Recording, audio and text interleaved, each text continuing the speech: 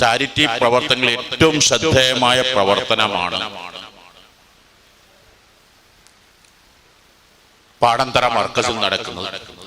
നിങ്ങൾ ആലോചിക്കണം, നിങ്ങളുടെ നാട്ടിലോ വീട്ടിലോ കുടുംബത്തിലോ ഒരു പെൺകുട്ടി വിവാഹപ്രായമെത്തി 30-35 വയസ്സായി, ആഭരണങ്ങളില്ലാത്തതുകൊണ്ട് സ്വർണമില്ലാത്തതുകൊണ്ട് വിഷമിക്കുമ്പോ ആരൊക്കെയാണ് ഇതിന് വിഷമിക്കുന്നത്?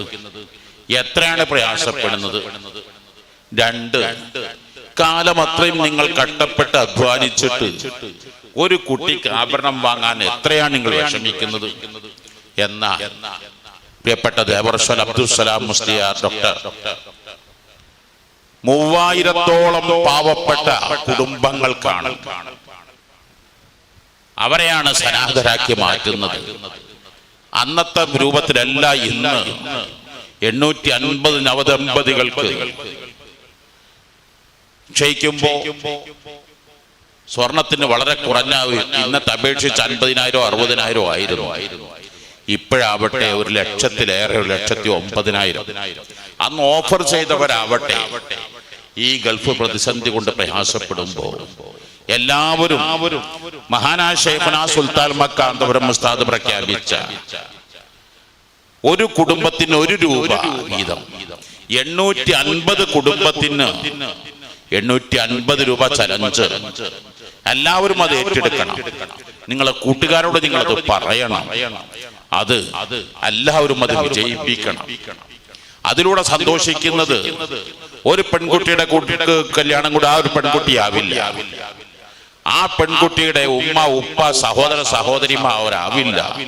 ആ തറവാട് മുഴുവൻ, ചിലപ്പോൾ ആ നാട് മുഴുവനും അതിന്റെ പേരിൽ സന്തോഷിക്കും.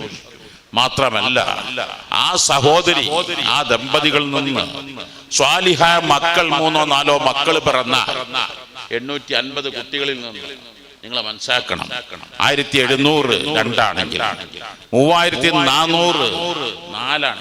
അങ്ങനെ ഇതിന്റെ ഒക്കെയും കൂലി നമുക്ക് ലഭിച്ചുകൊണ്ടിരിക്കുന്നതാണ്. ആരും ഒഴിവാകാതെ എല്ലാവരും 850 വീതം. 850 എന്നൊക്കെ പറഞ്ഞാൽ നമ്മളെ കുട്ടിക്ക് പെരുന്നാളിന് ഡ്രസ്സ് വാങ്ങുന്ന കാശായിട്ടില്ല.